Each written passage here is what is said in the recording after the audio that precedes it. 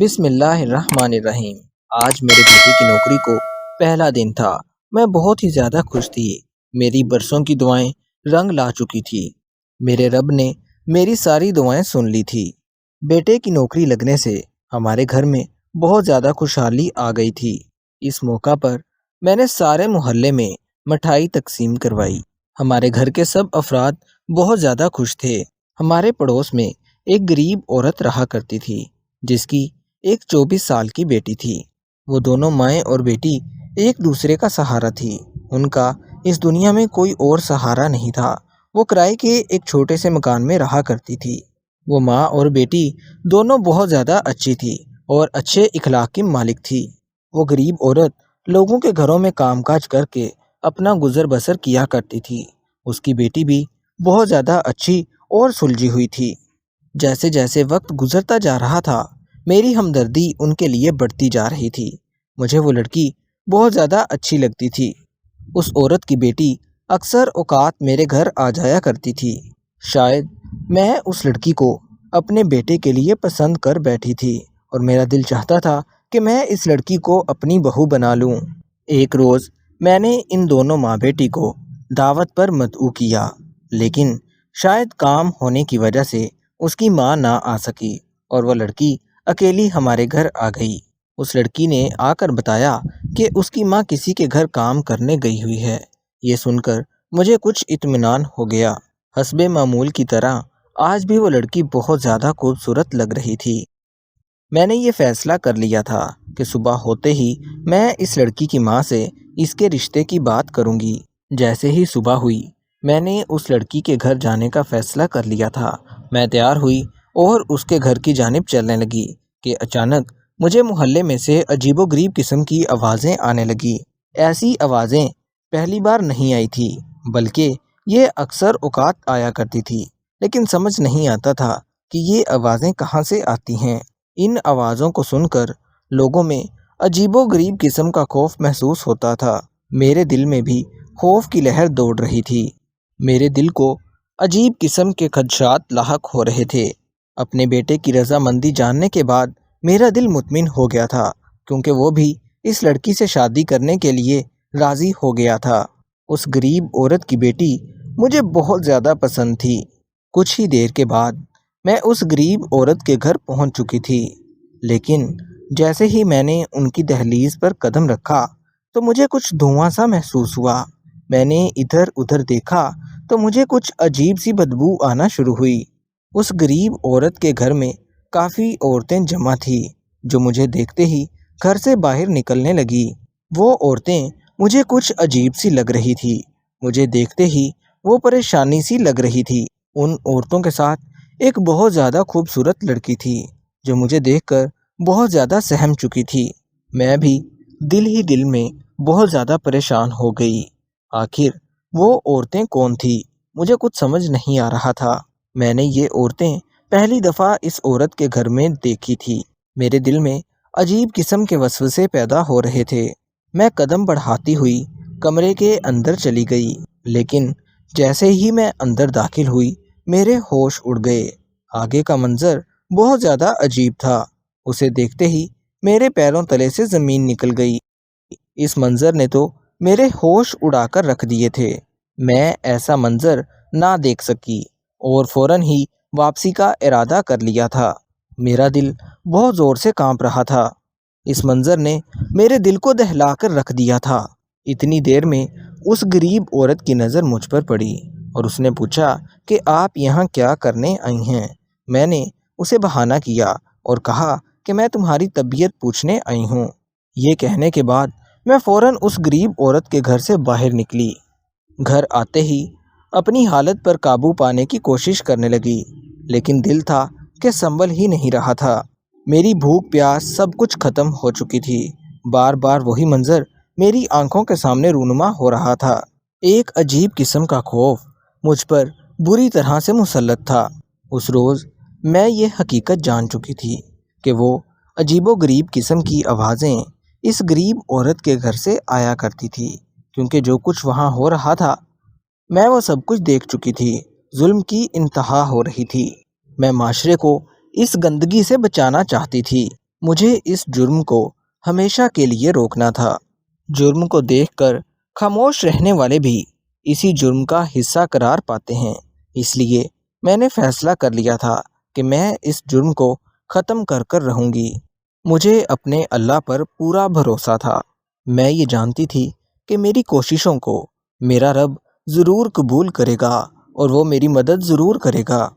اگلے روز میں اپنے بیٹے کے کمرے میں داخل ہوئی۔ میرے دل میں بے چینی بہت زیادہ بڑھ رہی تھی۔ میں نے اپنے بیٹے سے کہا کہ آج ہمیں اس غریب عورت کے گھر جانا ہے اور اس کی بیٹی کا رشتہ مانگنا ہے۔ میرا بیٹا اس بات پر راضی ہو گیا۔ یہ رات کے تقریباً 10 بج رہے تھے جب میں اور میرا بیٹا اس غریب عورت کے گھر کی طرف روانہ ہوئے۔ اس غریب عورت نے ہماری کافی زیادہ مہمان نوازی کی۔ میں نے بھی کچھ دیر انتظار کرنے کے بعد اپنے آنے کی اصل وجہ بیان کر دی۔ جیسے ہی میں نے اس کی بیٹی کا رشتہ مانگا، وہ عورت عجیب نگاہوں سے میری طرف دیکھنے لگی، جیسے اس نے بہت غصے کا اظہار کیا ہو۔ اس کے چہرے کا رنگ اڑ چکا تھا۔ کافی دیر خاموش رہنے کے بعد وہ غریب عورت مجھ سے کہنے لگی، دیکھیں، ہم غریب لوگ ہیں، ہم آپ لوگوں کے معیار پر کبھی پورا نہیں اتر سکتے۔ میں یہ شادی ہرگز نہیں کروں گی۔ میں لوگوں کے گھروں میں کام کاج کر کے اپنا گزر بسر کرتی ہوں، اس لیے اچھا ہوگا کہ آپ اپنے بیٹے کے لیے کوئی اور رشتہ تلاش کر لیں۔ آپ لوگوں کے ساتھ رشتہ کرنا میری اوقات سے باہر ہے۔ میں نے اس غریب عورت کی باتوں کا جواب دینا شروع کر دیا اور کہا کہ ہمیں جہیز جیسی چیزوں کی بالکل ضرورت نہیں ہے۔ ہماری کوئی ڈیمانڈ نہیں ہے۔ آپ کی بیٹی مجھے بہت زیادہ پسند ہے۔ میں اسے اپنی بہو بنانا چاہتی ہوں۔ بس آپ اس رشتے کے لیے راضی ہو جائیں۔ میں نے اس روز اس غریب عورت کی بہت زیادہ منتیں کی، لیکن وہ اس رشتے پر بالکل بھی راضی نہیں ہو رہی تھی۔ کچھ دیر سوچنے کے بعد وہ غریب عورت مجھ سے کہنے لگی، مجھے کچھ وقت چاہیے، میں سوچ کر آپ لوگوں کو جواب دے دوں گی۔ ایک ہفتہ انتظار کرنے کے بعد میں اس عورت کے گھر پھر سے چلی گئی اور پوچھنے لگی کہ آپ نے کیا فیصلہ کیا ہے۔ اس بار پھر وہ عورت مجھ سے کہنے لگی کہ میں اس رشتے کے لیے راضی نہیں ہوں، لیکن میرے بہت زیادہ اصرار کرنے پر وہ عورت اس رشتے پر راضی ہو گئی۔ میں نے بھی جلد از جلد نکاح اور رخصتی کی بات کرنا شروع کر دی۔ میرے کافی زیادہ اصرار کرنے پر وہ عورت رخصتی دینے پر مان چکی تھی۔ پورے 1 مہینے کے بعد میں نے اپنے بیٹے کا نکاح اس لڑکی سے کروا دیا تھا۔ میرے بیٹے کی شادی ہو چکی تھی۔ حسب ارادہ اب میں نے اپنے منصوبے پر عمل درآمد کرنا شروع کرنا تھا۔ ایک روز میں اپنے کمرے میں آرام کر رہی تھی کہ مجھے بہو کے چیخنے کی آواز سنائی دی۔ جیسے ہی میں اٹھ کر اس کے کمرے میں داخل ہوئی تو وہ بہت زیادہ گھبرائی ہوئی تھی۔ میرے پوچھنے پر میری بہو نے بتایا کہ وہ سوتے ہوئے عجیب طرح سے ڈر گئی تھی۔ میری بہو مجھ سے کہنے لگی، مجھے اس گھر سے عجیب قسم کی آوازیں سنائی دیتی ہیں۔ اس لڑکی کی اس حالت کی خبر جب اس کی ماں کو ہوئی تو وہ بھی بھاگتی دوڑتی ہوئی ہمارے گھر چلی آئی۔ وہ غریب عورت بھی اپنی بیٹی کی ایسی حالت دیکھ کر بہت زیادہ پریشان ہو چکی تھی، لیکن میں نے سمجھایا کہ یہاں ایسا کچھ بھی نہیں ہے، آپ لوگوں کو پریشان ہونے کی کوئی ضرورت نہیں۔ لیکن پتہ نہیں کیوں جیسے جیسے دن گزرتے جا رہے تھے میری بہو کی طبیعت دن بدن بگڑتی جا رہی تھی۔ ایک روز اس لڑکی کی حالت بہت زیادہ خراب ہو گئی۔ میں اس لڑکی سے اس سب کی وجہ پوچھتی تو وہ میری کسی بات کا کوئی جواب نہ دیتی۔ جس دن سے میں اس لڑکی کو اپنی بہو بنا کر اپنے گھر لائی تھی، میں نے یہ بات نوٹ کی کہ وہ اپنی ماں سے ٹھیک طرح سے بات نہیں کرتی تھی۔ اس کا رویہ اپنی ماں کے ساتھ زیادہ اچھا نہیں تھا۔